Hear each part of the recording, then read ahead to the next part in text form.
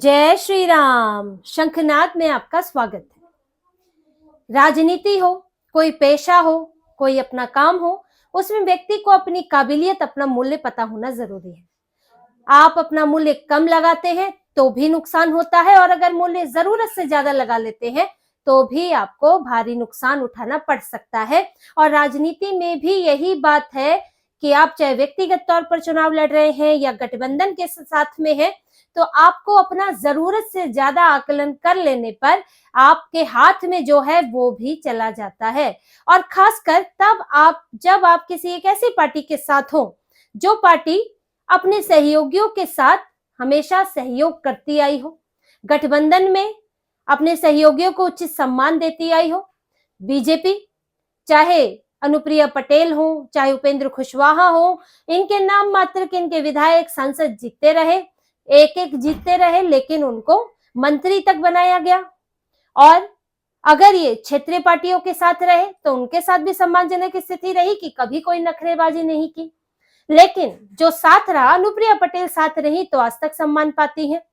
अकाली दल जिसने जो 3 कानून आए थे, कृषि कानून, उनके कारण छोड़ा, और उनका क्या हाल हुआ कि आज मात्र 1 सीट तक सिमट गई है और अब फिर से गठबंधन की बात कर रहे हैं।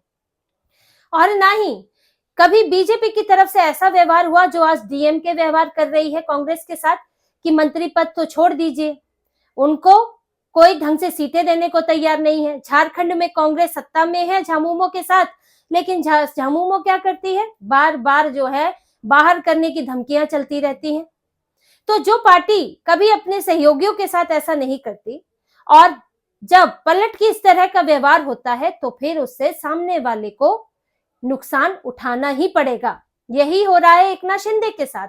एकनाथ शिंदे को क्या लगा, उन्हें लगा कि मैं अब हमारी शिवसेना वो शिवसेना हो गई है जो बाला साहेब के समय थी और अब हम बड़ी पार्टी की तरह है। शायद यही लगा उनको कि तब बीजेपी छोटे भाई थी और ये बड़े भाई थे, और उन्हें लगा कि मैं ही बाला साहेब ठाकरे का राजनीतिक वारिस हूं।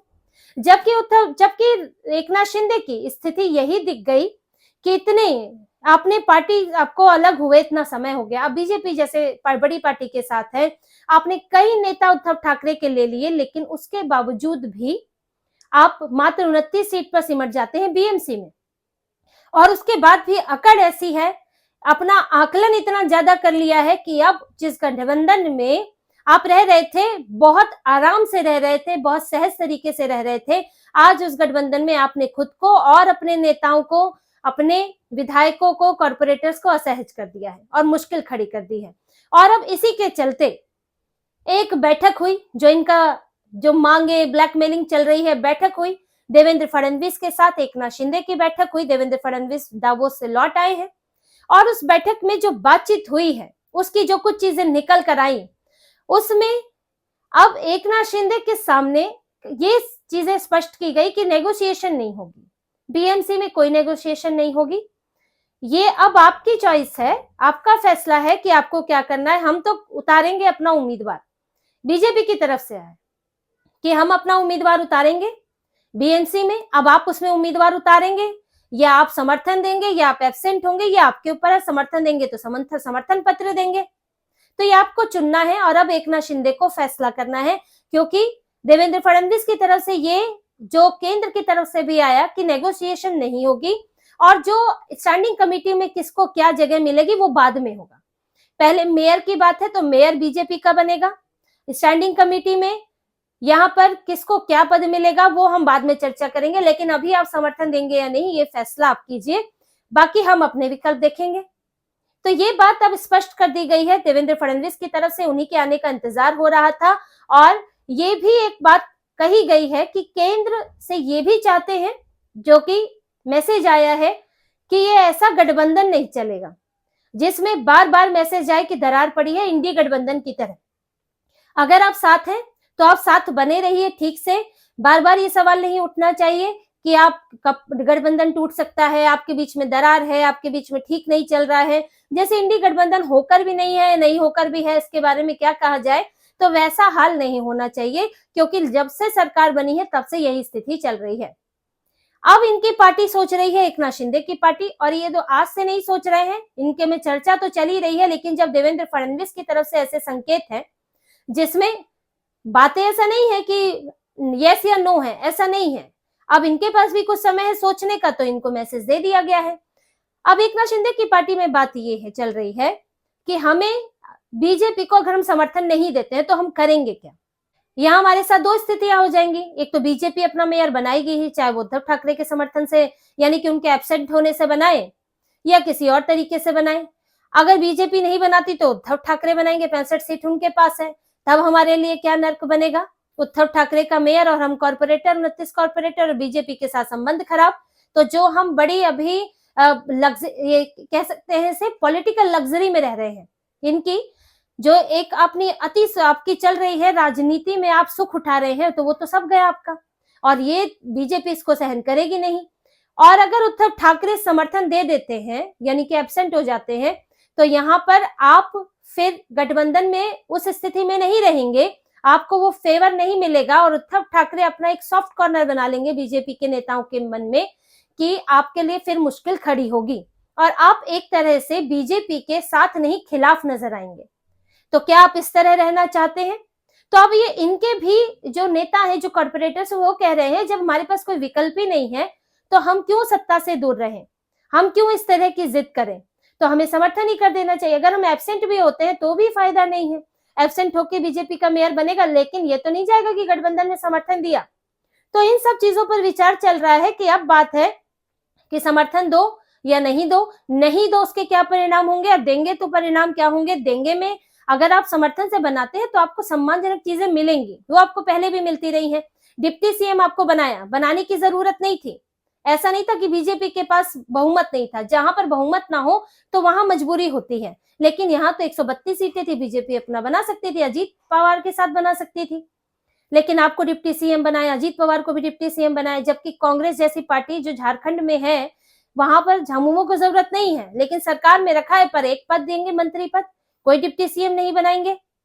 लेकिन आपको यहाँ सम्मान दिया गया है और इस तरह से आगे बीएमसी में भी सम्मान दिया जाएगा, तो भरोसा तो रखना पड़ेगा। और जब वो पार्टी है जो भरोसा आपका बनाए रखती हुई आई है, तो यहाँ पर ये चल रहा है। और एकनाथ शिंदे जिस तरह का रवैया अपना रहे हैं उसको लेकर इनकी पार्टी के ही बहुत से नेता खुश नहीं है, कॉर्पोरेटर खुश नहीं है। लगभग 20-22 कॉर्पोरेटर्स की यही राय है कि हमें साथ चलना चाहिए और आने वाले 5 साल ठीक से निकालने चाहिए, ताकि हम आने वाले बीएमसी चुनाव में अपना दावा और मजबूत कर सके, लोगों के लिए कुछ कर सके, या कम से कम हम यहाँ पर एक बड़ी पार्टी के साथ रहें। तो ये इनकी अभी उहापोह की स्थिति है। अब एकनाथ शिंदे जो फैसला लेंगे पार्टी के नेताओं को तो वही मानना पड़ेगा, लेकिन फिलहाल लड़ाई के मूड में इनके नेता नहीं है। अब वहां उद्धव ठाकरे की बात आती है, उद्धव ठाकरे की पार्टी में क्या चल रहा है। इनकी पार्टी में एक तरफ तो बात एब्सेंट होने की, समर्थन की भी चल रही है कि ये मौका बेहतर है, जब एकनाथ शिंदे दूर हो रहे हैं तो हम करीब जाए। फिर साथ ही हमें कुछ नेता प्रतिपक्ष के पद को लेकर भी इनकी कोशिश रहती है कि हमें मिल जाए, तो उसमें आप कहीं सहयोग ही नहीं करेंगे तो आपको किस बात के लिए नेता प्रतिपक्ष, वो भी नियमों से हटकर क्यों मिलेगा। आप कहीं तो सहयोग करते दिखे। तो एक चर्चा ये भी है कि इसमें राज ठाकरे का सहयोग लेके बीजेपी को समर्थन दिया जाए या वहां एब्सेंट होकर समर्थन दिया जाए, ताकि ये भी ना लगे कि हम साथ में आ गए और ये भी ना लगे कि हम जो है अब साथ नहीं दे रहे हैं। तो ऐसे बीच का रास्ता अपनाया जाए। और वहां पर दूसरी बात यह भी है कि हमारे पास और दूसरा क्या विकल्प है कि हम एक उम्मीदवार खड़ा कर सकते हैं, क्योंकि हमारे पास 65 कॉर्पोरेटर हैं। लेकिन उससे फायदा क्या है कि आप 65 से तो बना नहीं सकते, आप कांग्रेस को भी ले लेंगे साथ तो भी नहीं बात बनेगी, 24 ही है। तो आपको क्या करना पड़ेगा, एआईएमआईएम के 8 लेने पड़ेंगे। एनसीपी के पास एक है, शरद पवार के एक तो जाने से रहे इनके साथ, वो भाजपा के साथ ही आएंगे, क्योंकि एनसीपी का रुख बदल रहा है, अजीत पवार के साथ मिलकर चुनाव लड़ा जा रहा है और वैसे भी वो एनडीए के साथ ही दिख रहे हैं। और एनसीपी अजीत पवार तो आपके साथ आएंगे नहीं, तो आपको एआईएमआईएम का साथ लेना पड़ेगा। कुछ आपको निर्दलीय भी अपनी तरफ करने पड़ेंगे, लेकिन एआईएमआईएम का साथ लेंगे तो क्या हालात बनेंगे। राज ठाकरे एआईएमआईएम साथ खड़े होंगे, उद्धव ठाकरे साथ खड़े होंगे, और होंगे तो स्पष्ट हो जाएगा। तो फिर जो भी नुकसान है, जो इनके हाल है इस वक्त, उससे और बुरे हाल हो जाएंगे, क्योंकि इनके कॉर्पोरेटर्स फिर छोड़कर जाएंगे जो भी 65 इन्होंने अपने पास रखे हैं। तो ओवैसी से साथ लेना तो इनके लिए आत्मघाती साबित हो सकता है। तो आप अगर साथ लेंगे नहीं तो आप बनाएंगे कैसे। अब शिंदे के तो टूट के आने से रहे बीएमसी में, और यहाँ बीजेपी के भी आपके पास आने से रहे, क्योंकि वो तो भाई भले ही कॉर्पोरेशन का ये चुनाव है, लेकिन सत्ता में तो वही लोग बैठे हुए हैं। तो ये बड़ा मुश्किल है कि हम अपना मेयर बना ले।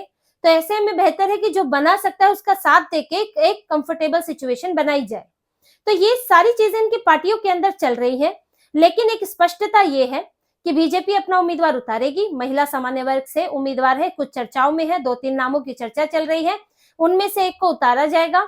और उसके बाद एकनाथ शिंदे उस वक्त तक अपना समर्थन पत्र देते हैं या खुला समर्थन देते हैं तो ठीक है, नहीं तो फिर दूसरे रास्ते की तरफ मुड़ेगी बीजेपी और फिर वो उद्धव ठाकरे की तरफ से समर्थन होगा, या फिर ये एब्सेंट होकर समर्थन देंगे या डायरेक्ट समर्थन देंगे, ये उसके हिसाब से होगा। लेकिन बीजेपी अपना मेयर बनाएगी, उम्मीदवार उतारेगी, ये देवेंद्र फडणवीस ने तय कर दिया है। तो इसी तरह की और खबरें और विश्लेषण आपके लिए लाते रहेंगे। हमसे जुड़े रहिए, सब्सक्राइब कीजिए, कमेंट कीजिए। बहुत बहुत धन्यवाद। जय श्री राम।